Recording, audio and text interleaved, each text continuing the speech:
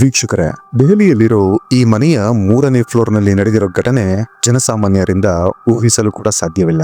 Family ಮೆಂಬರ್ಗಳಿಂದ ಹಿಡಿದು ನೆರೆಹೊರೆಯವರೆಗೂ ಆ ಮನೆಯೊಳಗೆ ಅಂಥದ್ದೊಂದು ರಹಸ್ಯ ಅಡಗಿದೆ ಅನ್ನೋ ಸಣ್ಣ ಸುಳಿವು ಇರಲಿಲ್ಲ. ಆದ್ರೆ ಕೊನೆಗೆ ಆ ರಹಸ್ಯ ಹೊರ ಜಗತ್ತಿಗೆ ತಿಳಿದಾಗ ಫ್ಯಾಮಿಲಿ ಮೆಂಬರ್ಗಳನ್ನೊಳಗೊಂಡಂತೆ ಜನಸಾಮಾನ್ಯರು, ನ್ಯೂಸ್ ಮೀಡಿಯಾ, ಪೊಲೀಸರ ಹೈಯರ್ ಆಫೀಸರ್ಗಳು ಎಲ್ರೂ ಆ ಮನೆಗೆ ಬರ್ತಾರೆ. ಆದ್ರೆ ಅಲ್ಲೇ ನಡೆದಿರೋ ಘಟನೆ ನಂಬಲ ಸಾಧ್ಯ. ಬನ್ನಿ ಹಾಗಿದ್ರೆ ಏನಿದು ಪ್ರಕರಣ ಅಂತ ಡೀಟೇಲ್ ಆಗಿ ಡಿಕೋಡ್ ಮಾಡೋಣ. ವೀಕ್ಷಕರೇ, welcome to the world of crime.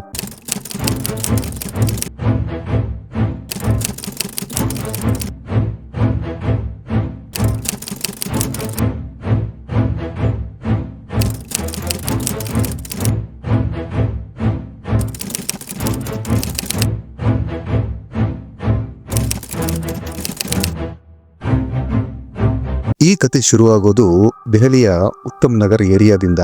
ಅಲ್ಲಿಯ ಸ್ಟ್ರೀಟ್ ನಂಬರ್ 22ರಲ್ಲಿ ಈ ಮನೆ ಇರೋದು. ಈ ಬಿಲ್ಡಿಂಗ್ ನ 3ನೇ ಫ್ಲೋರ್ ನಲ್ಲಿ ಒಂದು ಫ್ಯಾಮಿಲಿ ವಾಸವಾಗಿದ್ರು. ಅದರಲ್ಲಿ 36 ವರ್ಷದ ಕರಣ್ ದೇವ್, ಅವರ ಪತ್ನಿ ಸುಷ್ಮಿತಾ ದೇವ್, ಜೊತೆಗೆ ಅವರ 6 ವರ್ಷದ ಮಗ. ಕರಣ್ ದೇವ್ ಈ ಮನೆಯನ್ನ ಜಸ್ಟ್ 1-1.5 ವರ್ಷಗಳ ಹಿಂದೆಯಷ್ಟೇ ಖರೀದಿ ಮಾಡಿದ್ರು. ಅವರ ಫ್ಯಾಮಿಲಿಯ ಉಳಿದವರೆಲ್ಲ ಅಂದ್ರೆ ಕರಣ್ ನ ತಾಯಿ, ತಮ್ಮ ಕುನಾಲ್, ತಂಗಿ ನ್ಯಾನ್ಸಿ ಇವರೆಲ್ಲ ಕರಣ್ ನ ಮನೆಯಿಂದ ಒಂದು ಗಲ್ಲಿ ಬಿಟ್ಟು ಅವರದೇ ಸ್ವಂತ ಫ್ಲಾಟ್ ನಲ್ಲಿದ್ರು. ಮೊದಲೆಲ್ಲ ಕರಣ್ ದೇವ್ ತಾಯಿಯೊಂದಿಗೆ ಅವರ ಮನೆಯಲ್ಲೇ ಇದ್ರು. ಆದ್ರೆ ಎಲ್ರಿಗೂ ಆಸೆ ಇರೋ ಹಾಗೆ ನಮ್ಮದೇ ಆದ ಒಂದು ಸ್ವಂತ ಮನೆ ಇರಬೇಕು ಅಂತ ಅನ್ಕೊಂಡ ಕರಣ್ ಈ ಮನೆಯನ್ನ ಪರ್ಚೇಸ್ ಮಾಡಿದ್ರು, ಜಸ್ಟ್ ಒಂದು ಗಲ್ಲಿ ಆಚೆಗೆ. ಮನೆಯಲ್ಲಿ ಕರಣ್ ದೇವ್ ಈ ತರ ಒಂದು ಬೇರೆ ಮನೆ ಪರ್ಚೇಸ್ ಮಾಡಿ ಶಿಫ್ಟ್ ಆಗೋದ್ರ ಬಗ್ಗೆ ಯಾವುದೇ ಅಭ್ಯಂತರ ಇರಲಿಲ್ಲ. ಎಲ್ರೂ ಈ ವಿಚಾರವಾಗಿ ಖುಷಿಯಾಗೇ ಇದ್ರು. ಕರಣ್ ದೇವ್ ಒಂದು ಪ್ರೈವೇಟ್ ಕಂಪನಿಯಲ್ಲಿ ಕೆಲಸ ನಿರ್ವಹಿಸ್ತಿದ್ರು. ಪ್ರಾಡಕ್ಟ್ ಅನಾಲಿಸಿಸ್ ಮಾಡೋದು ಇವರ ಕೆಲಸ. ಪತ್ನಿ ಸುಷ್ಮಿತಾ ಕೂಡ ಒಂದು ಟ್ರಾವೆಲ್ ಏಜೆನ್ಸಿಯಲ್ಲಿ ಕೆಲಸ ನಿರ್ವಹಿಸ್ತಿದ್ರು. ತಮ್ಮ ಕುನಾಲ್ ಕೂಡ ಜಾಬ್ ಮಾಡ್ತಿದ್ರು. ಜೊತೆಗೆ ತಾಯಿ ಕೂಡ ಒಂದು ಸಣ್ಣ ಬಿಸ್ನೆಸ್ ಮಾಡ್ತಾ ಇದ್ರು, ಟಿಫನ್ ಸರ್ವಿಸ್ ಬಿಸ್ನೆಸ್. ಇಬ್ಬರು ಕೆಲಸಗಾರರನ್ನ ಕೂಡ ಇಟ್ಕೊಂಡಿದ್ರು. ಕರಣ್ ನ ಚಿಕ್ಕಪ್ಪನ ಮನೆ ಕೂಡ ಕರಣ್ ನ ಮನೆಯಿಂದ ಕೆಲವೇ ಮೀಟರ್ ದೂರದಲ್ಲಿತ್ತು. ಅವರದೊಂದು ಜ್ಯುವೆಲರಿ ಶಾಪ್ ಇದೆ. ಅದನ್ನ ಕರಣ್ ನ ಚಿಕ್ಕಪ್ಪ ಹಾಗೆ ಅವರ ಮಗ ರಾಹುಲ್ ದೇವ್ ನಡೆಸ್ಕೊಂಡು ಹೋಗ್ತಿದ್ರು. ವೀಕ್ಷಕರೇ, ಇಷ್ಟು ಜನರ ಪರಿಚಯ ಮಾಡಿಸಿದಕ್ಕೆ ಕಾರಣ ಈ ಕೇಸ್ ನಲ್ಲಿ ಪ್ರತಿಯೊಬ್ಬರ ಹೆಸರು ಶಾಮೀಲಾಗಿದೆ. ಹಾಗಾಗಿ ನಿಮಗೆ ಕ್ಯಾರೆಕ್ಟರ್ಗಳ ಪರಿಚಯ ಇಲ್ಲದಿದ್ರೆ ಕೇಸ್ ಸರಿಯಾಗಿ ಅರ್ಥವಾಗದೆ ಹೋಗಬಹುದು. ಓವರ್ ಆಲ್ ಇವರೆಲ್ಲ ಒಂದೇ ಕುಟುಂಬದವರು, ಜಸ್ಟ್ ಒಂದೊಂದು ಗಲ್ಲಿ ಬಿಟ್ಟು ಅದೇ ಏರಿಯಾದಲ್ಲಿ ವಾಸವಾಗಿದ್ರು.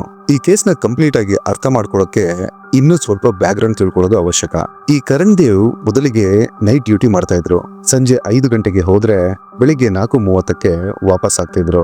ಈ ಪ್ರಕರಣ ನಡೆಯೋ ಟೈಮ್ಗೆ ಪತ್ನಿ ಸುಷ್ಮಿತಾ ಕೆಲಸ ಬಿಟ್ಟಿದ್ರು. ಆದ್ರೆ ಅದಕ್ಕೂ ಮೊದಲು ಕೆಲಸಕ್ಕೆ ಹೋಗ್ತಿದ್ರು. ಆಗ ಅವರ ಕೆಲಸದ ಟೈಮಿಂಗ್ ಬೆಳಿಗ್ಗೆ 9ರಿಂದ ರಾತ್ರಿ 8ರವರೆಗೆ. ಈ ಟೈಮ್ ನಲ್ಲಿ ಮನೆಯಲ್ಲಿ 6 ವರ್ಷದ ಮಗ ಒಬ್ಬನೇ ಇರೋದಾದ್ರೂ ಹೇಗೆ? ಹಾಗಾಗಿ ಆತನನ್ನ ಆತನ ಅಜ್ಜಿಯ ಮನೆಯಲ್ಲಿ ಬಿಡ್ತಿದ್ರು. ಆ ಅಜ್ಜಿಯೇ ಆ ಮಗುವನ್ನ ನೋಡ್ಕೋತಿದ್ದು. ಘಟನೆ ನಡೆಯೋಕ್ಕೂ ಎಕ್ಸಾಕ್ಟ್ ಆಗಿ 1 ವಾರಗಳ ಮುಂಚೆ ಕರಣ್ ದೇವರ ಡ್ಯೂಟಿ ಟೈಮಿಂಗ್ ಚೇಂಜ್ ಆಗತ್ತೆ. ಈಗ ಕರಣ್ ದೇವ್ಗೆ ಡೇ ಶಿಫ್ಟ್ ಡ್ಯೂಟಿ. ಅದರ ಜೊತೆಗೆ ಕರಣ್ ನ ಸ್ಯಾಲರಿ ಕೂಡ 25ರಿಂದ 30 ಸಾವಿರ ಹೆಚ್ಚಾಗತ್ತೆ. ಈ ವಿಚಾರವಾಗಿ ಇಡೀ ಫ್ಯಾಮಿಲಿ ಖುಷಿಯಾಗಿತ್ತು. ನಿಧಾನವಾಗಿ ಕರಣ್ ನ ಕೆರಿಯರ್ ಪ್ರೋಗ್ರೆಸ್ ಆಗ್ತಿದೆ ಅಂತ. ಈಗ ಬರೋಣ ಮೇನ್ ಘಟನೆಗೆ. ಅಂದು ಜುಲೈ 13, 2025 ಭಾನುವಾರ. ಮನೆಯಲ್ಲಿ ಎಲ್ರಿಗೂ ರಜಾ. ಎಂದಿನಂತೆ ಸುಷ್ಮಿತಾ ಬೆಳಿಗ್ಗೆ ಎದ್ದು ತಮ್ಮ ಕೆಲಸದಲ್ಲಿ ತೊಡಗಿಕೊಳ್ತಾರೆ. ಇಂದು ಸಂಡೇ ಆಗಿದ್ದರಿಂದ ಕರಣ್ ಇನ್ನು ಮಲ್ಕೊಂಡೇ ಇದ್ರು. ಸುಮಾರು 8:30ರಿಂದ 9 ಗಂಟೆಗೆ ಸುಷ್ಮಿತಾ ಕರಣ್ ನ ಎಬ್ರಿಸೋಕೆ ಅಂತ ಬರ್ತಾರೆ. ಕರಣ್ ಅಂತ ಕೂಗಿ ಕರೀತಾರೆ. ಆದ್ರೆ ಕರಣ್ ಏನೂ ರೆಸ್ಪಾಂಡ್ ಮಾಡಲ್ಲ. ನಂತರ ಕರಣ್ ನ ಪಕ್ಕ ಹೋಗಿ ಟಚ್ ಮಾಡಿ ಎಬ್ರಿಸೋಕೆ ಪ್ರಯತ್ನಿಸ್ತಾರೆ, ಕರೀತಾರೆ. ಆದ್ರೆ ಕರಣ್ ನಿಂದ ಯಾವುದೇ ಪ್ರತಿಕ್ರಿಯೆ ಇರಲಿಲ್ಲ. ಅಷ್ಟೊತ್ತಿಗಾಗ್ಲೇ ಸುಷ್ಮಿತಾಗೆ ಕರಣ್ ನ ಉಸಿರಾಟ ಕೂಡ ನಿಂತು ಹೋಗಿದೆ ಅನ್ನೋದು ಗೊತ್ತಾಗತ್ತೆ. ಹೆದರ್ಕೊಂಡ ಸುಷ್ಮಿತಾ ಅಲ್ಲಿಂದ ಓಡೋಡಿ ಅತ್ತೆಯ ಮನೆಗೆ ಬರ್ತಾರೆ. ಅಲ್ಲಿ ಕರಣ್ ನ ತಮ್ಮ ಕುನಾಲ್ ಸಿಗ್ತಾರೆ. ಅವರಿಗೆ ಸುಷ್ಮಿತಾ ಹೇಳ್ತಾರೆ, ನಿಮ್ಮ ಅಣ್ಣ ಯಾಕೋ ನಿದ್ದೆಯಿಂದ ಹೇಳ್ತಿಲ್ಲ, ಉಸಿರಾಡ್ತಾನೂ ಇಲ್ಲ ಅಂತ. ಇದನ್ನ ಕೇಳಿದ ಕುನಾಲ್ಗೆ ಶಾಕ್ ಹೊಡೆದಂತಾಗತ್ತೆ. ಹೀಗೆ ಜಸ್ಟ್ 1-2 ದಿನಗಳ ಹಿಂದೆಯಷ್ಟೇ ಅಣ್ಣನೊಂದಿಗೆ ಫೋನ್ ಮಾಡಿ ಮಾತಾಡಿದ್ದೆ. ಎಲ್ಲವೂ ಸರಿಯಾಗೇ ಇತ್ತು. ಅಣ್ಣನ ಆರೋಗ್ಯವೂ ಚೆನ್ನಾಗೇ ಇತ್ತು. ಈಗ ಸಡನ್ ಆಗಿ ಏನಾಯ್ತು ಅಂತ ಕಾಲಿಗೆ ಚಪ್ಪಲಿಯೂ ಹಾಕದೆ ಅಣ್ಣನ ಮನೆಯ ಕಡೆಗೆ ಓಡಿ ಬರ್ತಾರೆ. ಜೊತೆಗೆ ತಾಯಿ ಹಾಗೂ ತಂಗಿಯೂ ಬರ್ತಾರೆ. ಅದೇ ಕ್ಷಣ ಕುನಾಲ್ ತನ್ನ ಚಿಕ್ಕಪ್ಪನಿಗೆ ಹಾಗೆ ಅವರ ಮಗ ರಾಹುಲ್ಗೂ ಫೋನ್ ಮಾಡಿ ವಿಷಯ ತಿಳಿಸ್ತಾರೆ. ಅವರುಗಳು ಕೂಡ ಕರಣ್ ನ ಮನೆಗೆ ಓಡಿ ಬರ್ತಾರೆ. ಮೊದಲಿಗೆ ಎಲ್ರೂ ಸೇರ್ಕೊಂಡು ಕರಣ್ ನ ಎಬ್ರಿಸೋ ಪ್ರಯತ್ನ ಪಡ್ತಾರೆ. ಮುಖಕ್ಕೆಲ್ಲ ನೀರನ್ನ ಹಾಕ್ತಾರೆ. ಕಾಲನ್ನ ಉಜ್ಜಿ ಬಿಸಿ ಮಾಡೋ ಪ್ರಯತ್ನ ಪಡ್ತಾರೆ. ಪಕ್ಕದಲ್ಲೇ ಒಂದು ಪ್ರೈವೇಟ್ ಹಾಸ್ಪಿಟಲ್ ಇದೆ, ಮಾತಾ ರೂಪ್ರಾಣಿ ಮಾಗೋ ಹಾಸ್ಪಿಟಲ್. ಓಂ ವಿಹಾರ್ ಫೇಸ್ 1 ನಲ್ಲಿ ಇರೋ ಹಾಸ್ಪಿಟಲ್ ಅದು. ತಮ್ಮ ಕುನಾಲ್ ಹಾಗೂ ಕಸಿನ್ ರಾಹುಲ್ ಆ ಹಾಸ್ಪಿಟಲ್ಗೆ ಹೋಗಿ ಅಲ್ಲಿಂದ ಒಂದು ಆಂಬ್ಯುಲೆನ್ಸ್ ನ ಕರ್ಕೊಂಡು ಬರ್ತಾರೆ. ಅದೇ ಸಮಯದಲ್ಲಿ ಸಹೋದರ ಕುನಾಲ್ಗೆ ಅಣ್ಣನ ಬಾಯಿಯಲ್ಲಿ ಏನೋ ಒಂದು ತರಹದ ನೊರೆ ಇದೆ ಅಂತ ಅನ್ಸುತ್ತೆ. ಅದು ಅಲ್ಲದೆ ಅಣ್ಣನ ಒಂದು ಕೈಯ ಬೆರಳಲ್ಲಿ ಏನೋ ಒಂದು ತರಹದ ಮಾರ್ಕ್ ಕಾಣಿಸುತ್ತೆ, ಅಂದ್ರೆ ಸುಟ್ಟ ಗಾಯದ ರೀತಿ.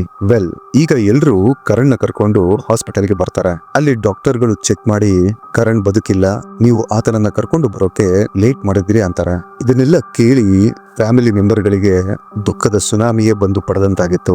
ಎಲ್ರು ಅಳೋಕೆ ಶುರು ಮಾಡ್ಕೊಂಡಿದ್ರು. ಅದರ ಜೊತೆಗೆ ಎಲ್ರು ಸರ್ಪ್ರೈಸ್ ಕೂಡ ಆಗಿದ್ರು. ಸಡನ್ ಆಗಿ ಹೀಗೆ ಹೇಗೆ ಆಗಲು ಸಾಧ್ಯ ಅಂತ. ನಿನ್ನೆವರೆಗೂ ಬಹಳನೇ ಆರೋಗ್ಯವಂತನಾಗಿದ್ದ ಕರಣ್ ಈಗಿಲ್ಲ ಅಂದ್ರೆ ಹೀಗೆ. ಹಾಸ್ಪಿಟಲ್ ನಲ್ಲಿ ಡಾಕ್ಟರ್ಗಳಿಗೂ ಇದು ಸಹಜ ಸಾವಲ್ಲ ಅಂತ ಅನ್ಸೋಕೆ ಶುರುವಾಗಿತ್ತು. ಕರಣ್ ಕುತ್ತಿಗೆ ಹಾಗೂ ಕೈಯಲ್ಲಿ ಸುಟ್ಟ ಗಾಯಗಳಿತ್ತು. ಬಾಯಿಯ ಹತ್ತಿರ ನೊರೆ ರೂಪದ ಅಂಶಗಳು ಕೂಡ ಇತ್ತು. ಹಾಗಾಗಿ ಡಾಕ್ಟರ್ಗಳು ಹೇಳ್ತಾರೆ, ಕರಣ್ ಪೋಸ್ಟ್ ಮಾರ್ಟಮ್ ಮಾಡಿಸೋದು ಉತ್ತಮ, ನೀವು ಪೊಲೀಸರಿಗೆ ಫೋನ್ ಮಾಡಿ ಇನ್ಫಾರ್ಮ್ ಮಾಡಿ ಅಂತ. ಉತ್ತಮ್ ನಗರ್ ಪೊಲೀಸ್ ಠಾಣೆಯಿಂದ ಒಂದು ಟೀಮ್ ಆಸ್ಪತ್ರೆ ತಲುಪ್ತಾರೆ. ಪತ್ನಿ ಸುಷ್ಮಿತಾರ ಸ್ಥಿತಿ ಅಂತೂ ಕೇಳೋ ಹಾಗಿರಲಿಲ್ಲ. ಅವರು ಅಳುತ್ತಾ ಅತ್ತೆ, ಮೈದುನ ಹಾಗೆ ಬಾಕಿ ಕುಟುಂಬಸ್ಥರಿಗೆ ಹೇಳ್ತಾರೆ, ನಿನ್ನೆ ರಾತ್ರಿ ಡಿನ್ನರ್ನ ನಂತರ ಕರಣ್ ಬೆಡ್ರೂಮ್ಗೆ ಎಕ್ಸ್ಟೆನ್ಷನ್ ಬೋರ್ಡ್ ಹಾಕಿ ಅದರಲ್ಲೇ ತಮ್ಮ ಫೋನ್ ನ ಚಾರ್ಜಿಗೆ ಹಾಕಿ ಯೂಸ್ ಮಾಡ್ತಿದ್ರು. ನನ್ಗೆ ಅವರು ಎಷ್ಟೊತ್ತಿಗೆ ಮಲ್ಕೊಂಡ್ರು ಅಂತಾನೆ ಗೊತ್ತಾಗಿಲ್ಲ. ಫೋನ್ ಯೂಸ್ ಮಾಡ್ತಾನೆ ಇದ್ರು. ನಾನು ಬೇಗನೆ ಮಲ್ಕೊಂಡಿದ್ದೆ. ಆದ್ರೆ ಬೆಳಿಗ್ಗೆ ಎದ್ದು ನೋಡಿದ್ರೆ ಆ ಎಕ್ಸ್ಟೆನ್ಷನ್ ಬೋರ್ಡ್ ಇನ್ನೂ ಕನೆಕ್ಟ್ ಮಾಡಿ ಇಟ್ಟಿದ್ರು. ಅದು ಆನ್ ಅಲ್ಲೇ ಇತ್ತು. ಅದರಲ್ಲಿ ಮೊಬೈಲ್ ಚಾರ್ಜರ್ ನ ಕನೆಕ್ಟ್ ಮಾಡಿದ್ರು. ಆ ಚಾರ್ಜರ್ ನ ಕೇಬಲ್ ಕರಣ್ ನ ಕೈಗೆ ಸುತ್ತಿಕೊಂಡಂತಿತ್ತು. ಮೇ ಬಿ ನಿದ್ರೆ ಮಾಡುವಾಗ ಗಮನಿಸದೆ ಚಾರ್ಜರ್ ಕೇಬಲ್ ಕೈಯಲ್ಲೇ ಇಟ್ಕೊಂಡು ಮಲಗಿದ್ರು ಅನ್ಸುತ್ತೆ ಅಂತಾರೆ. ಮೊಬೈಲ್ ಚಾರ್ಜರ್ ನ ಪಿನ್ ಪತಿಯ ಬೆರಳಿಗೆ ಅಂಟಿಕೊಂಡಂತಿತ್ತು. ಬೆಳಿಗ್ಗೆ ಸುಷ್ಮಿತಾ ಕರಣ್ ನ ಎಬ್ಬಿಸಲು ಹೋದಾಗ ಆಕೆ ಅದನ್ನ ನೋಡಿ ಆ ಚಾರ್ಜರ್ ಕೇಬಲ್ ನ ಕೈಯಿಂದ ಬೇರ್ಪಡಿಸಿದ್ರು. ನಂತರ ಯಾವಾಗ ಕರಣ್ ಎದ್ದೇಳೇ ಇಲ್ವೋ ಆಗ ಸುಷ್ಮಿತಾ ತನ್ನ ಮೈದುನ ಕುನಾಲ್ಗೆ ಬಂದು ವಿಷಯ ತಿಳಿಸ್ತಾರೆ. ಮೇ ಬಿ ಅದೇ ಮೊಬೈಲ್ ಚಾರ್ಜರ್ ನಿಂದ ಏನಾದ್ರೂ ಅನಾಹುತ ಆದ್ರೂ ಆಗಿರಬಹುದು, ವಿದ್ಯುತ್ ಲೀಕ್ ಆಗಿರಬಹುದು. ಸ್ಟಾರ್ಟಿಂಗ್ ನಲ್ಲಿ ಎಲ್ಲರೂ ಕರಣ್ ನ ಪೋಸ್ಟ್ ಮಾರ್ಟಮ್ ಮಾಡಿಸೋಕೆ ಒಪ್ಕೊಳ್ಳಿಲ್ಲ.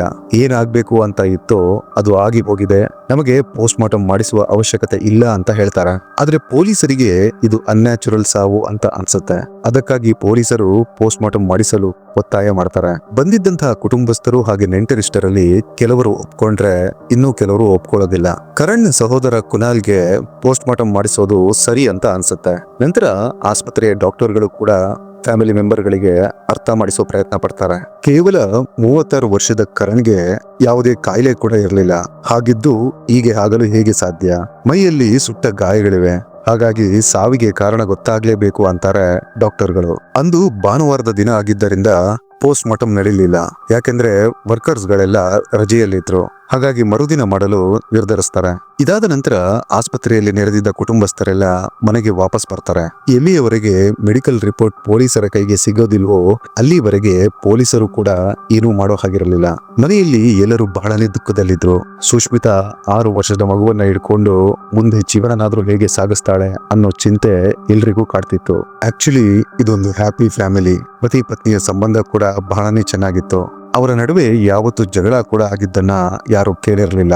ಸುಷ್ಮಿತಾ ಮೂಲತಃ ಲಕ್ನೋನ ವಾಸಿ. ಆಕೆಯ ತಾಯಿ ಕೂಡ ಈ ವಿಷಯ ಕೇಳಿ ದೆಹಲಿಗೆ ಬರ್ತಾರೆ. ಸ್ಟಡೀಸ್ ಕಂಪ್ಲೀಟ್ ಆದ್ಮೇಲೆ ಸುಷ್ಮಿತಾ ಲಕ್ನೋನಿಂದ ದೆಹಲಿಗೆ ಶಿಫ್ಟ್ ಆಗ್ತಾರೆ. ಅಲ್ಲಿ ಒಂದು ಕಂಪನಿಯಲ್ಲಿ ಕೆಲಸ ಮಾಡೋಕೆ ಶುರು ಮಾಡ್ತಾರೆ. ಅದೇ ಕಂಪನಿಯಲ್ಲಿ ಕರ್ಣದೇವ್ ಕೂಡ ಕೆಲಸ ಮಾಡ್ತಿದ್ರು. ಇಲ್ಲೇ ಇವರಿಬ್ಬರ ಪರಿಚಯವಾಗಿದ್ದು ನಂತರ ಸ್ನೇಹಿತರಾಗ್ತಾರೆ. ನಂತರ ಒಬ್ಬರನ್ನೊಬ್ಬರು ಪ್ರೀತಿಸೋಕೆ ಶುರು ಮಾಡ್ತಾರೆ. ಇದು 10-11 ವರ್ಷಗಳ ಹಿಂದಿನ ಕತೆ. ಅಂದ್ರೆ 2013-14 ಟೈಮ್ ಲೈನ್ ಅದು. ಇಬ್ಬರು ಒಬ್ಬರನ್ನೊಬ್ಬರು ಬಹಳ ಪ್ರೀತಿಸೋಕೆ ಶುರು ಮಾಡಿದ್ರು. ಈ ವಿಷಯವನ್ನ ಅವರವರ ಮನೆಗೆ ತಿಳಿಸ್ತಾರೆ. ಎರಡೂ ಕುಟುಂಬಗಳು ಇವರ ಪ್ರೀತಿಗೆ ಸಪೋರ್ಟ್ ಮಾಡ್ತಾರೆ. ಮದುವೆ ಮಾಡಿಕೊಡಲು ಕೂಡ ನಿರ್ಧರಿಸ್ತಾರೆ. ಅದಾದ ನಂತರ ಬಹಳನೇ ಆಡಂಬರದಿಂದ ಕರಣ್ ಹಾಗೂ ಸುಷ್ಮಿತಾಳ ಮದುವೆ ಕೂಡ ನಡೆಯುತ್ತೆ. ಇದೊಂದು ಲವ್ ಕಮ್ ಅರೇಂಜ್ ಮ್ಯಾರೇಜ್. ಮದುವೆಯ ನಂತರ ಸುಷ್ಮಿತಾ ತನ್ನ ಜಾಬ್ ನ ಕಂಟಿನ್ಯೂ ಮಾಡ್ತಾಳೆ. ಆದ್ರೆ ಮಗ ಹುಟ್ಟಿದ ಮೇಲೆ ಕೆಲಸಕ್ಕೆ ಹೋಗೋದನ್ನ ನಿಲ್ಲಿಸ್ತಾಳೆ. ಮಗನನ್ನ ನೋಡ್ಕೊಳ್ಳೋದ್ರಲ್ಲೇ ಕಾಲ ಕಳೀತಿದ್ಲು. ಅತ್ತೆ, ಮೈದುನ, ನಾದ್ನಿ ಎಲ್ರೂ ಒಟ್ಟಿಗೆ ಇರ್ತಿದ್ರು ಒಂದೇ ಮನೆಯಲ್ಲಿ. ಅತ್ತೆ ಕೂಡ ಸುಷ್ಮಿತಾನ ಬಹಳನೇ ಇಷ್ಟಪಡ್ತಿದ್ರು. ಅವರು ಮಗಳು ಹಾಗೆ ಸೊಸೆಯಲ್ಲಿ ಯಾವುದೇ ರೀತಿಯ ಭೇದ ಭಾವ ಮಾಡ್ತಿರ್ಲಿಲ್ಲ. ಮನೆಯಲ್ಲಿ ಯಾವುದೇ ವಿಷಯಕ್ಕೂ ಇವರ ನಡುವೆ ಜಗಳ ಅಂತ ಆಗಿದ್ದಿಲ್ಲ. ಸುಷ್ಮಿತಾ ಕೂಡ ಯಾವುದೇ ವಿಚಾರಕ್ಕೂ ಗಂಡನ ವಿರುದ್ಧ ಕಂಪ್ಲೇಂಟ್ ಅಂತ ಮಾಡಿದ್ದಿಲ್ಲ. ಹೀಗೆ ಮಾಡಿದ್ರು ಹಾಗೆ ಮಾಡಿದ್ರು ಅಂತ. ಮಗ ಸ್ವಲ್ಪ ದೊಡ್ಡವನಾಗ್ತಿದ್ದಂತೆ ಸುಷ್ಮಿತಾ ಮತ್ತೆ ಕೆಲಸಕ್ಕೆ ಹೋಗೋಕೆ ಶುರು ಮಾಡ್ತಾಳೆ, ಒಂದು ಟ್ರಾವೆಲ್ ಏಜೆನ್ಸಿಗೆ. ಆದ್ರೆ ಘಟನೆ ನಡೆಯೋಕು ಕೆಲವು ದಿನಗಳ ಹಿಂದೆ ಆ ಕೆಲಸಕ್ಕೆ ರಾಜೀನಾಮೆ ಕೊಟ್ಟಿದ್ಲು. ಈಗ ಬರೋಣ ಘಟನೆ ನಡೆದ ನೆಕ್ಸ್ಟ್ ಡೇ, ಅಂದ್ರೆ ಜುಲೈ 14, 2025 ಸೋಮವಾರಕ್ಕೆ 11 ಗಂಟೆಯ ಸುಮಾರಿಗೆ ಫ್ಯಾಮಿಲಿ ಮೆಂಬರ್ಗಳೆಲ್ಲ ಪೊಲೀಸ್ ಠಾಣೆಗೆ ಬಂದು ಪೇಪರ್ ವರ್ಕ್ ನೆಲ್ಲ ಮುಗಿಸ್ತಾರೆ. ಪತಿಯ ಪೋಸ್ಟ್ ಮಾರ್ಟಮ್ ಮಾಡಲು ಪತ್ನಿ ಸುಷ್ಮಿತಾಳ ಸೈನ್ ತಗೋತಾರೆ. ಅದಾದ ನಂತರ ಕರಣ್ನ ದೇಹವನ್ನ ದೀನ್ ದಯಾಳ್ ಉಪಾಧ್ಯಾಯ ಹಾಸ್ಪಿಟಲ್ಗೆ ಪೋಸ್ಟ್ ಮಾರ್ಟಮ್ಗಾಗಿ ಶಿಫ್ಟ್ ಮಾಡ್ತಾರೆ. ಡಾಕ್ಟರ್ಗಳು ಪ್ರತಿಯೊಂದನ್ನು ಎಕ್ಸಾಮಿನ್ ಮಾಡಿ ಕೆಲವೊಂದು ಸ್ಯಾಂಪಲ್ಸ್ ಗಳನ್ನ ಪ್ರಿಸರ್ವ್ ಮಾಡಿ ಇಟ್ಕೋತಾರೆ. ಸುಮಾರು 20 ರಿಂದ 30 ನಿಮಿಷ ಪೋಸ್ಟ್ ಮಾರ್ಟಮ್ ನ ಪ್ರಕ್ರಿಯೆ ನಡೆಸಿದ ನಂತರ ದೇಹವನ್ನ ಕುಟುಂಬಸ್ಥರಿಗೆ ಹಸ್ತಾಂತರಿಸ್ತಾರೆ. ಮುಂದೆ ಕರಣ್ನ ಅಂತಿಮ ಸಂಸ್ಕಾರ ಕೂಡ ಅದೇ ದಿನ ನೆರವೇರುತ್ತೆ. ಡಾಕ್ಟರ್ಗಳ ಪ್ರಕಾರ ಈ ಘಟನೆ ಸಹಜವಾಗಿ ನಡೆದಿಲ್ಲ, ಬದಲಿಗೆ ಇದೊಂದು ಅಸಹಜ ಸಾವು ಅಂತ ಹೇಳ್ತಾರೆ. ಆದ್ರೆ ಎಕ್ಸಾಕ್ಟ್ಲಿ ಆಗಿದ್ದಾದ್ರೂ ಏನು, ಇದರ ಡೀಟೇಲ್ ಇನ್ನು ಡಾಕ್ಟರ್ಗಳಿಗೆ ಸಿಕ್ಕಿರಲಿಲ್ಲ. ಅಂದ್ರೆ ಪೋಸ್ಟ್ ಮಾರ್ಟಮ್ ನ ಕಂಪ್ಲೀಟ್ ರಿಪೋರ್ಟ್ ಇನ್ನೂ ಹೊರಬಂದಿರಲಿಲ್ಲ. ಪೊಲೀಸರು ಕೂಡ ಅದೇ ರಿಪೋರ್ಟ್ಗಾಗಿ ವೇಟ್ ಮಾಡ್ತಿದ್ರು. ಇತ್ತ ಕುಟುಂಬಸ್ಥರು ಕೂಡ ಅದಕ್ಕಾಗಿ ವೇಟ್ ಮಾಡ್ತಿದ್ರು. ಕುಟುಂಬಸ್ಥರಿಗೆ ಯಾರ ಮೇಲೂ ಡೌಟ್ ಇರಲಿಲ್ಲ, ಇರೋಕಾದ್ರೂ ಹೇಗೆ ಸಾಧ್ಯ, ಇದೊಂದು ಸೀದಾ ಸಾದಾ ಸಿಂಪಲ್ ಫ್ಯಾಮಿಲಿ. ಕರಣ್ ಒಬ್ಬ ಸಾಮಾನ್ಯ ವ್ಯಕ್ತಿ, ಆಫೀಸ್ಗೆ ಹೋಗೋದು, ಮನೆಯ ಜವಾಬ್ದಾರಿಗಳನ್ನ ನೋಡ್ಕೊಳ್ಳೋದು, ಕುಟುಂಬಸ್ಥರನ್ನ ನೋಡ್ಕೊಳ್ಳೋದು. ಈವನ್ ಕರಣ್ಗೆ ಯಾವ ಬ್ಯಾಡ್ ಹ್ಯಾಬಿಟ್ಸ್ ಕೂಡ ಇರಲಿಲ್ಲ. ಕರಣ್ನ ತಾಯಿಯ ಪ್ರಕಾರ ಕರಣ್ ಸ್ವಲ್ಪ ಹೊರಗಡೆಯ ಊಟನ ಇಷ್ಟಪಡ್ತಿದ್ದ ಅನ್ನೋದು ಬಿಟ್ರೆ ಬೇರೆ ಯಾವ ಹ್ಯಾಬಿಟ್ಸು ಆತನಿಗಿರಲಿಲ್ಲ. ಈಗ ಎಲ್ರೂ ಆ ಪೋಸ್ಟ್ ಮಾರ್ಟಮ್ ರಿಪೋರ್ಟ್ಗಾಗಿ ವೇಟ್ ಮಾಡ್ತಿದ್ರು. ಕರಣ್ನ ಸಹೋದರ ಕುನಾಲ್ ಹಾಸ್ಪಿಟಲ್ಗೂ ಪೊಲೀಸ್ ಸ್ಟೇಷನ್ಗೂ ರೌಂಡ್ ಹೊಡಿತಾನೆ ಇದ್ರು. ಬಂದಿದ್ದಂತಹ ನೆಂಟರಿಷ್ಟರಲ್ಲಿ ಕೆಲವರು ಇನ್ನೂ ಕರಣ್ನ ಮನೆಯಲ್ಲೇ ಉಳ್ಕೊಂಡಿದ್ರು. ಮನೆಯ ಮುಂದೆ ಒಂದು ಚಿಕ್ಕ ಶಾಮಿಯಾನ ಹಾಕಿ ಅಲ್ಲೇ ಎಲ್ರು ಕೂತ್ಕೊಂಡು ಮಾತಾಡ್ತಿದ್ರು. ಕುನಾಲ್ ಕೂಡ ಅಲ್ಲೇ ಕೂತು ಎಲ್ಲರ ಜೊತೆ ಮಾತಾಡ್ತಿದ್ರು. ಅದೇ ಸಮಯಕ್ಕೆ ಸರಿಯಾಗಿ ಕುನಾಲ್ನ ಪಕ್ಕದ ಮನೆಯವರು ಸಡನ್ ಆಗಿ ಕುನಾಲ್ನ ಬಳಿ ಬಂದು ಕುನಾಲ್ನ ಕಸಿನ್ ರಾಹುಲ್ನ ಮೊಬೈಲ್ ಫೋನ್ ಹಾಗೆ ಪರ್ಸನ್ನ ತಂದು ಕೊಡ್ತಾರೆ. ಘಟನೆ ನಡೆದು ಎಲ್ರೂ ಬ್ಯುಸಿ ಇದ್ದಾಗ ರಾಹುಲ್ ತನ್ನ ಮೊಬೈಲ್ ನ ಹಾಗೆ ಪರ್ಸನ್ನ ಅವ್ರಿಗೆ ಇಟ್ಕೊಳಕ್ಕೆ ಅಂತ ಕೊಟ್ಟಿರ್ತಾನೆ. ಈವನ್ ಕುನಾಲ್ ಕೂಡ ಆ ಟೈಮ್ ನಲ್ಲಿ ಬಹಳನೇ ಬ್ಯುಸಿ ಇದ್ದಿದ್ರಿಂದ ಆತನ ಫೋನ್ ಅನ್ನು ಬೇರೊಬ್ಬರ ಬಳಿ ಕೊಟ್ಟಿರ್ತಾನೆ. ಆ ಟೈಮ್ ನಲ್ಲಿ ಇದೆಲ್ಲ ಸಹಜವಾಗಿ ನಡೆಯುತ್ತೆ. ಕುನಾಲ್ ರಾಹುಲ್ನ ಕಸಿನ್ ಆಗಿದ್ದರಿಂದ ಆತನನ್ನ ನೋಡಿದ ಆ ಪಕ್ಕದ ಮನೆಯವರು ಈ ಪರ್ಸ್ ಹಾಗೂ ಮೊಬೈಲ್ ಫೋನ್ ನ ರಾಹುಲ್ಗೆ ಕೊಟ್ಟು ಬಿಡು ಅಂತ ಹೇಳಿ ಕುನಾಲ್ನ ಕೈಗೆ ಕೊಡ್ತಾರೆ. ಇದಾದ ನಂತರ ಕುನಾಲ್ ರಾಹುಲ್ನ ಪರ್ಸ್ ಹಾಗೆ ಮೊಬೈಲ್ ನ ಮನೆಯ ಒಳಗಡೆ ಇಡೋಕೆ ಅಂತ ಹೋಗ್ತಾರೆ. ಆದ್ರೆ ಇಡೋ ಟೈಮ್ ನಲ್ಲಿ ಕುನಾಲ್ನ ಕೈಗೆ ತಾಗಿದ ಆ ಮೊಬೈಲ್ ನ ಸ್ಕ್ರೀನ್ ಆನ್ ಆಗುತ್ತೆ. ಮೇ ಬಿ ಅದಕ್ಕೆ ಪಾಸ್ವರ್ಡ್ ಹಾಕಿರ್ಲಿಲ್ಲ ಅನ್ಸುತ್ತೆ, ಬಟ್ ಫೋನ್ ಮಾತ್ರ ಕಂಪ್ಲೀಟ್ ಆಗಿ ಆನ್ ಆಗುತ್ತೆ. ನಂತರ ಕುನಾಲ್ ರಾಹುಲ್ನ ಫೋನ್ ನಿಂದ ತನ್ನ ಮೊಬೈಲ್ ಫೋನ್ಗೆ ಕಾಲ್ ಮಾಡ್ತಾನೆ. ಯಾಕೆಂದ್ರೆ ಆತನ ಫೋನ್ ಕೂಡ ಆತ ಯಾರೊಬ್ಬರಿಗೂ ಇಟ್ಕೊಳ್ಳಕ್ಕೆ ಕೊಟ್ಟಿದ್ದ. ಕಾಲ್ ಮಾಡಲು ಇನ್ನೇನು ಡಯಲ್ ಮಾಡಬೇಕು ಅನ್ನೋ ಅಷ್ಟರಲ್ಲೇ ರಾಹುಲ್ನ ಫೋನ್ ನಲ್ಲಿ ಇನ್ಸ್ಟಾಗ್ರಾಮ್ ಓಪನ್ ಆಗತ್ತೆ. ಸ್ಕ್ರೀನ್ ನಲ್ಲಿ ಇನ್ಸ್ಟಾಗ್ರಾಮ್ ಚಾಟ್ ಬಾಕ್ಸ್ ಓಪನ್ ಆಗತ್ತೆ. ಮೇ ಬಿ ರಾಹುಲ್ ಯಾರೊಂದಿಗೂ ಇನ್ಸ್ಟಾಗ್ರಾಮ್ ನಲ್ಲಿ ಚಾಟಿಂಗ್ ಮಾಡ್ತಿದ್ದ ಅನ್ಸುತ್ತೆ. ಸಡನ್ ಆಗಿ ಏನೋ ಕೆಲಸ ಬಂದಿದ್ದರಿಂದ ಅದನ್ನ ಕ್ಲೋಸ್ ಮಾಡದೆ ಪಕ್ಕದ ಮನೆಯವರ ಬಳಿ ಫೋನ್ ಹಾಗೂ ಪರ್ಸ್ ಅನ್ನ ಕೊಟ್ಟು ಹೊರಟು ಹೋಗಿದ್ದ ಅನ್ಸುತ್ತೆ. ಈ ರಾಹುಲ್ ಯಾರ ಬಳಿ ಚಾಟ್ ಮಾಡ್ತಿದ್ನೋ ಆ ವ್ಯಕ್ತಿಯ ಹೆಸರನ್ನ ರಾಹುಲ್ ವೈಫಿ ಅಂತ ಸೇವ್ ಮಾಡ್ಕೊಂಡಿದ್ದ. ಅದರ ಮುಂದೆ 2 ಲವ್ ಇಮೋಜಿಗಳನ್ನು ಕೂಡ ಇಟ್ಟಿದ್ದ. ರಾಹುಲ್ಗೆ ಇನ್ನೂ ಮದುವೆ ಆಗಿರಲಿಲ್ಲ. ಆತನಿಗಿನ್ನು 24 ವರ್ಷ ವಯಸ್ಸು. ವೈಫಿಲಿಂದ ಬಂದ್ಲು ಅಂತ ಕುನಾಲ್ಗೆ ಸ್ವಲ್ಪ ಗೊಂದಲವಾಗತ್ತೆ. ಆದ್ರೆ ಯಾವಾಗ ಕುನಾಲ್ ಆ ವೈಫಿಯ ಪ್ರೊಫೈಲ್ ಪಿಕ್ಚರ್ ನ ನೋಡ್ತಾನೋ ಆಗ ಸಿಡಿಲು ಬರದಂತಾಗತ್ತೆ. ಅದು ಬೇರೆ ಯಾರು ಅಲ್ಲ, ತನ್ನ ಸ್ವಂತ ಅತ್ತಿಗೆ, ಅಣ್ಣನ ಹೆಂಡತಿ ಸುಷ್ಮಿತಾ. ರಾಹುಲ್ ಸುಷ್ಮಿತಾಗೆ ಕಸಿನ್ ಭಾವ ಆಗ್ಬೇಕು, ಆದ್ರೆ ಅತ್ತಿಗೆ ಹೆಸರನ್ನ ರಾಹುಲ್ ತನ್ನ ಫೋನ್ ನಲ್ಲಿ ವೈಫಿ ಅಂತ ಯಾಕೆ ಸೇವ್ ಮಾಡ್ಕೊಂಡಿದ್ದಾನೆ?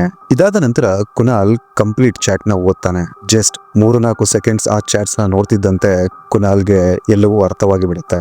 ಆದ್ರೆ ತಲೆ ಮಾತ್ರ ಕೆಟ್ಟೋಗೋ ಹಾಗಾಗಿರುತ್ತೆ ಆ ಚಾಟ್ಸ್ ನ ಓದಿ. ತಕ್ಷಣವೇ ಕುನಾಲ್ ತನ್ನ ತಂಗಿ ನ್ಯಾನ್ಸಿಗೆ ಆ ಚಾಟ್ಸ್ ನೆಲ್ಲ ತೋರಿಸ್ತಾನೆ.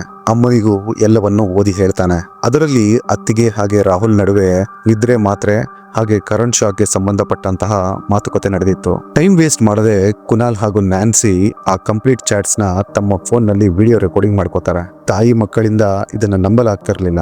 ನಂತರ ರಾಹುಲ್ನ ಫೋನ್ ನ ಮನೆಯಲ್ಲಿ ಕದ್ದು ಇಟ್ಟು ಪೊಲೀಸ್ ಸ್ಟೇಷನ್ಗೆ ಹೋಗ್ತಾರೆ. ಅಲ್ಲಿ ಪೊಲೀಸರ ಮುಂದೆ ಎಲ್ಲಾ ಮೆಸೇಜಸ್ ಗಳನ್ನ ರೆಕಾರ್ಡಿಂಗ್ಸ್ ನ ಇಡ್ತಾರೆ. ರಾಹುಲ್ ಹಾಗೂ ಸುಷ್ಮಿತಾ ಸೇರ್ಕೊಂಡು ನಮ್ಮ ಅಣ್ಣನನ್ನು ಮುಗಿಸಿದ್ದಾರೆ, ಅದಕ್ಕೆ ಸಾಕ್ಷಿ ಇಲ್ಲಿದೆ ಅಂತ ಹೇಳ್ತಾರೆ. ಈ ಎಲ್ಲಾ ಘಟನೆಗಳು 1-2 ದಿನಕ್ಕೆ ನಡೀತಿತ್ತು. ಅಂದ್ರೆ ಜುಲೈ 14ರಿಂದ ಜುಲೈ 16ರ ನಡುವೆ. ಆದ್ರೆ ವಿಪರ್ಯಾಸ ಅಂದ್ರೆ ಇಷ್ಟೆಲ್ಲ ಪ್ರೂಫ್ ನ ಪೊಲೀಸರ ಮುಂದೆ ಇಟ್ರು ಪೊಲೀಸರು ಏನೂ ಆಕ್ಷನ್ ತಗೊಳ್ಳೋದಿಲ್ಲ.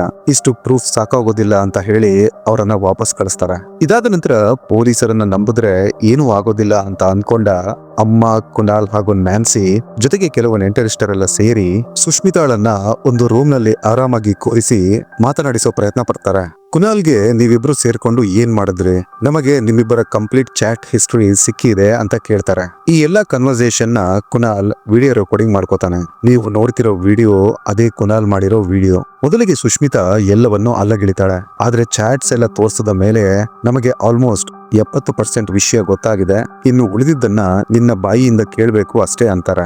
ಸುಷ್ಮಿತಾಳ ಪ್ರಕಾರ ಗಂಡ ಕರಣ್ ಆಕೆಗೆ ಬಹಳನೇ ಟಾರ್ಚರ್ ಕೊಡ್ತಿದ್ದ, ಮಾತಿಗೂ ಜಗಳ ಆಡ್ತಿದ್ದ, ಆಗಾಗ ಹೊಡಿತಿದ್ದ, ಹಣಕ್ಕಾಗೂ ಡಿಮ್ಯಾಂಡ್ ಮಾಡ್ತಿದ್ದ. ಇದಕ್ಕೆ ಫ್ಯಾಮಿಲಿ ಮೆಂಬರ್ಗಳು ಹೇಳ್ತಾರೆ, ನೀನು ಆತನನ್ನ ಮದುವೆ ಆಗಿ 10 ವರ್ಷ ಸಂಸಾರ ಮಾಡಿದ್ಯಾ, ನಿನಗೆ ಒಬ್ಬ ಮಗ ಕೂಡ ಇದ್ದಾನೆ, ಆತನ ಬಗ್ಗೆಯೂ ನೀನು ಯೋಚಿಸ್ಲಿಲ್ಲ. ಕರಣ್ ನಿನ್ನ ಜೊತೆ ನೀನು ಹೇಳ್ತಿರೋ ರೀತಿ ನಡ್ಕೋತಿದ್ದ ಅಂದ್ರೆ ನಮಗೆ ನೀನು ಯಾವತ್ತೂ ಯಾಕೆ ಏನನ್ನೂ ಹೇಳಿಲ್ಲ. ಅಟ್ಲೀಸ್ಟ್ ಅತ್ತೆಗಾಗ್ಲಿ ಕುನಾಲ್ಗಾಗ್ಲಿ ಹೇಳ್ಬೋದಿತ್ತಲ್ವಾ. ನಿನ್ನ ಮೇಲೆ ನಾವ್ಯಾರು ಯಾವುದೇ ವಿಚಾರಕ್ಕೂ ಒತ್ತಡ ಹಾಕದವರೇ ಅಲ್ಲ. ಕರಣ್ ಹಗಲು ರಾತ್ರಿ ಕೆಲಸ ಮಾಡಿ ಹಣ ಸಂಪಾದನೆ ಮಾಡ್ತಿದ್ದ, ಮನೆ ತಗೊಂಡ, ಸ್ವಲ್ಪ ಹಣ ಕೂಡ ಸೇವ್ ಮಾಡಿದ್ದ. ಇದೆಲ್ಲ ಆತ ಯಾರಿಗೋಸ್ಕರ ಮಾಡಿದ್ದ? ನಿನಗೆ ಹಾಗೆ ನಿನ್ನ ಮಗನಿಗೋಸ್ಕರ ತಾನೆ. ನಂತರ ಕುಟುಂಬಸ್ಥರು ಸುಷ್ಮಿತಾಳ ಬಳಿ ನೀನು ಯಾವ ಕಾರಣಕ್ಕೆ ಕರಣ್ನ ಮುಗಿಸಿ ಹಾಕದೆ ಅಂತ ಕೇಳ್ತಾರೆ. ಯಾಕಂದ್ರೆ ಅವರುಗಳಿಗೆ ಆಕೆ ಕೊಡ್ತಿದ್ದ ರೀಸನ್ಸ್ ಗಳು ಸಮಂಜಸ ಅಂತ ಅನಿಸ್ತಿರ್ಲಿಲ್ಲ. ಗಂಡ ಹಿಂಸೆ ಕೊಡ್ತಿದ್ರೆ ಫ್ಯಾಮಿಲಿ ಮೆಂಬರ್ಗಳ ಬಳಿ ಹೇಳ್ಕೋಬಹುದಾಗಿತ್ತು. ಹಣಕ್ಕಾಗಿ ಮಾಡಿದ್ರೆ ಇಲ್ಲಿ ಗಂಡ ಕರಣ್ ಒಬ್ಬನೇ ದುಡಿತಿದ್ದದ್ದು. ಈ ಪ್ರಾಪರ್ಟಿ, ಹಣ ಎಲ್ಲವೂ ಸುಷ್ಮಿತಾಳದೆ. ಇದೆಲ್ಲ ವಿಚಾರಗಳು ಒಂದು ಸೈಡ್ ಆದ್ರೆ ಈ ರಾಹುಲ್ಗೂ ನಿನಗೂ ಏನು ಸಂಬಂಧ? ಕರಣ್ ದೇವ್ನ ತಂಗಿ ನ್ಯಾನ್ಸಿ ಮೀಡಿಯಾಗೆ ಹೇಳ್ತಾರೆ, ನನಗೆ ಸತ್ಯ ಗೊತ್ತಾಗ್ತಿದ್ದಂತೆ ನಾನು ಇಮಿಡಿಯೇಟ್ ಆಗಿ ರಾಹುಲ್ನ ಮನೆಗೆ ಹೋಗಿದ್ದೆ. ಅಲ್ಲಿ ರಾಹುಲ್ನ ವಿಚಾರಿಸಿದಾಗ ಆತ ನ್ಯಾನ್ಸಿಗೆ ಹೇಳಿದ್ದ, ನಾನು ಹಾಗೂ ಸುಷ್ಮಿತಾ ಒಬ್ಬರನ್ನೊಬ್ಬರು ಬಹಳನೇ ಪ್ರೀತಿಸ್ತಿದ್ದೀವಿ, 2 ವರ್ಷಗಳಿಂದ ರಿಲೇಶನ್ಶಿಪ್ ನಲ್ಲಿ ಇದ್ವಿ ಅಂತ. ಈ ಸುಷ್ಮಿತಾ ಹಾಗೂ ರಾಹುಲ್ ಅರೆಸ್ಟ್ ಆಗೋಕ್ಕೂ ಮುಂಚೆ ಮೀಡಿಯಾಗಳ ಮುಂದೆ ತಮ್ಮ ಸ್ಟೇಟ್ಮೆಂಟ್ಸ್ ನ ಕೊಟ್ಟಿರ್ತಾರೆ. ಅಲ್ಲಿ ಕೆಲವೊಂದು ಸರ್ಪ್ರೈಸಿಂಗ್ ವಿಷಯಗಳನ್ನ ಪ್ರಸ್ತಾಪಿಸ್ತಾರೆ. ಅದರ ಜೊತೆಗೆ ನೆರೆಹೊರೆಯವರು, ಕುಟುಂಬಸ್ಥರು ಕೂಡ ಕೆಲವೊಂದು ವಿಷಯಗಳನ್ನ ಹೇಳ್ತಾರೆ. ಅದನ್ನ ನಾನು ನಿಮಗೆ ಕೆಲವೇ ನಿಮಿಷಗಳಲ್ಲಿ ಹೇಳ್ತೀನಿ. ರಾಹುಲ್ ಏನೋ ನ್ಯಾನ್ಸಿಯ ಬಳಿ ತಾನು ಸುಷ್ಮಿತಾಳೊಂದಿಗೆ ಅಕ್ರಮ ಸಂಬಂಧದಲ್ಲಿ ಇದ್ದೆ ಅಂತ ಒಪ್ಕೊಂಡಿದ್ದ. ಯಾವಾಗ ಕರಣ್ ದೇವ್ ನೈಟ್ ಡ್ಯೂಟಿ ಅಂತ ಸಂಜೆ 5 ಗಂಟೆಗೆ ಹೋಗಿ ಬೆಳಿಗ್ಗೆ 4:30ಕ್ಕೆ ವಾಪಸ್ ಆಗ್ತಿದ್ರು, ಅದೇ ಟೈಮ್ ನಲ್ಲಿ ರಾತ್ರಿ 11ರಿಂದ 12 ಗಂಟೆಗೆ ರಾಹುಲ್ ಸುಷ್ಮಿತಾಳನ್ನ ಮೀಟ್ ಮಾಡೋಕೆ ಆಕೆಯ ಮನೆಗೆ ಹೋಗ್ತಿದ್ದ. ನಂತರ ರಾತ್ರಿ 3:30 ಹೊತ್ತಿಗೆ ಕರಣ್ ವಾಪಸ್ ಬರೋಕ್ಕೂ ಮುಂಚೆ ತನ್ನ ಮನೆಗೆ ವಾಪಸ್ ಬರ್ತಿದ್ದ. ಈ ಪ್ರೋಸೆಸ್ ಪ್ರತಿದಿನ ನಡೀತಾನೆ ಇತ್ತು. ಯಾವಾಗ ರಾಹುಲ್ ಹಾಗೂ ಸುಷ್ಮಿತಾಳ ವಿಚಾರ ಅಕ್ಕಪಕ್ಕದ ಮನೆಯವರಿಗೆಲ್ಲ ಗೊತ್ತಾಯ್ತೋ, ಅಂದ್ರೆ ಇವರಿಬ್ಬರೇ ಸೇರ್ಕೊಂಡು ಕರಣ್ನ ಮುಗಿಸಿ ಹಾಕಿದ್ದಾರೆ ಅನ್ನೋ ವಿಚಾರ, ಆಗ ಆ ಕಂಪ್ಲೀಟ್ ಏರಿಯಾದಲ್ಲಿ ಗಲಾಟೆಗಳು ಆಗೋಕೆ ಶುರುವಾಯ್ತು.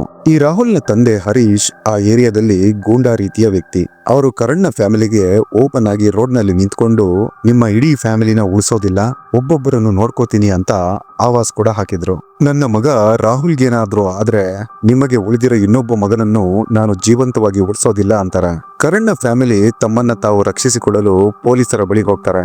ಆದ್ರೆ ಪೊಲೀಸರು ಕಂಪ್ಲೇಂಟ್ ಕೂಡ ತಗೊಳ್ಳೋದಿಲ್ಲ, ಹಾಗೆ ವಾಪಸ್ ಕಳಿಸ್ತಾರೆ. ಇದರಿಂದಾಗಿ ಪೊಲೀಸರ ಮೇಲೂ ಒತ್ತಡ ಏರುತ್ತೆ. ಅವರು ರಾಹುಲ್ನ ಫ್ಯಾಮಿಲಿಗೆ ಸಪೋರ್ಟ್ ಮಾಡ್ತಿದ್ದಾರೆ, ಆತನನ್ನ ಇನ್ನೂ ಅರೆಸ್ಟ್ ಯಾಕೆ ಮಾಡಿಲ್ಲ ಅಂತ.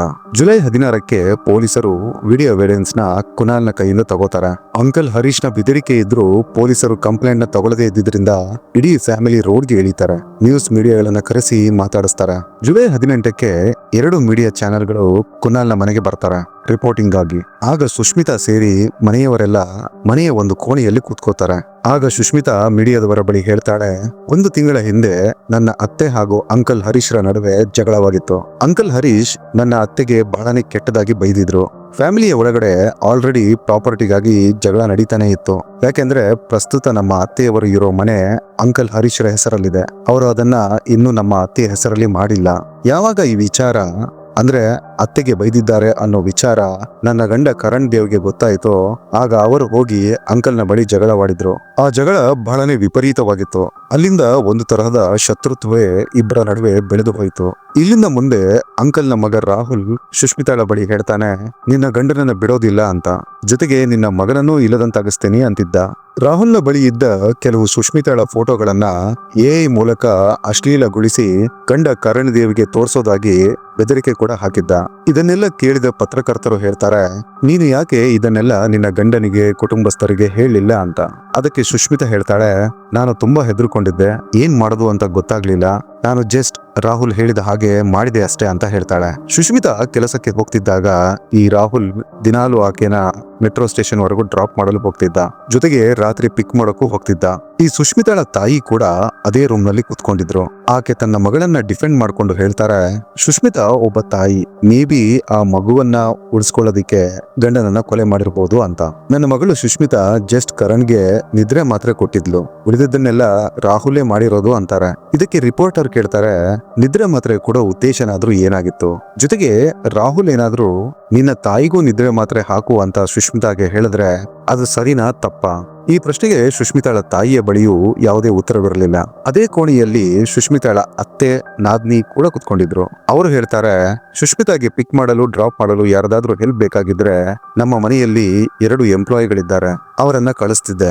ಈವನ್ ನನ್ನ ಮಗಳು ನ್ಯಾನ್ಸಿ ಕೂಡ ಕೆಲಸಕ್ಕೆ ಹೋಗಿ ಬರೋದು ಲೇಟ್ ಆದ್ರೆ ಸಮ್ ಟೈಮ್ ಆಕೆಯನ್ನ ಪಿಕ್ ಮಾಡಲು ಕೂಡ ನಾನು ಹಲವಾರು ಬಾರಿ ಅವರನ್ನ ಕಳಿಸಿದ್ದೇನೆ. ಕರಣ್ನ ತಾಯಿ ರಿಪೋರ್ಟರ್ಗೆ ಹೇಳ್ತಾರೆ, ನನ್ನ ಮಗನನ್ನ ಸುಷ್ಮಿತಾ ಹಾಗೂ ರಾಹುಲ್ ಸೇರ್ಕೊಂಡು ಪ್ಲಾನ್ ಮಾಡಿ ಕೊಲೆ ಮಾಡಿದ್ದಾರೆ.